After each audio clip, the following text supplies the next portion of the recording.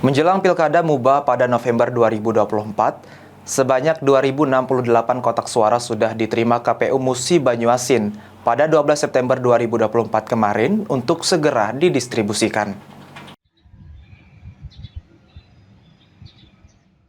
Logistik untuk pemilihan kepala daerah Pilkada 2024 di Kabupaten Musi Banyuasin mulai berdatangan.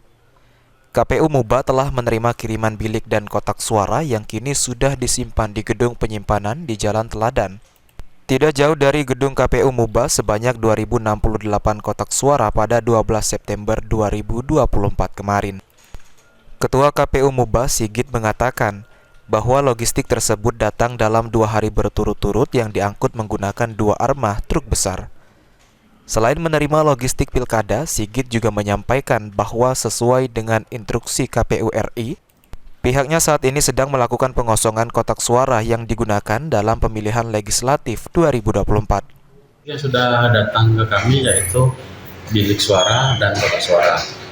Untuk bilik suara, kedatangan pertama adalah kotak suara, kemudian kedatangan di hari berikutnya adalah bilik suara dalam 2 kali pengiriman, dan itu sudah kita tempatkan di gudang yang kita sewa di dekat dengan kantor KPU, kurang lebih 100 meter dari kantor KPU dengan penjagaan ketat oleh polisi dan penjaga ya.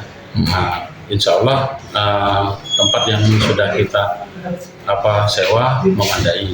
Nah, di sisi lain saat ini juga kita sedang pengosongan kotak suara legislatif yang dahulu pada pemilu 2024 sesuai dengan perintah dari KPU RI. Kita sedang mengosongkan dan pengumpulan berkas-berkas untuk disampaikan kepada KPU RI. Pengelolaan logistik pilkada ini merupakan salah satu langkah penting dalam memastikan kesiapan pelaksanaan pemilu yang lancar dan tertib. Dengan penyimpanan yang teratur, diharapkan proses distribusi logistik ke seluruh tempat pemungutan suara TPS di Muba dapat dilakukan tepat waktu. Ruzi Iskandar, PAL TV.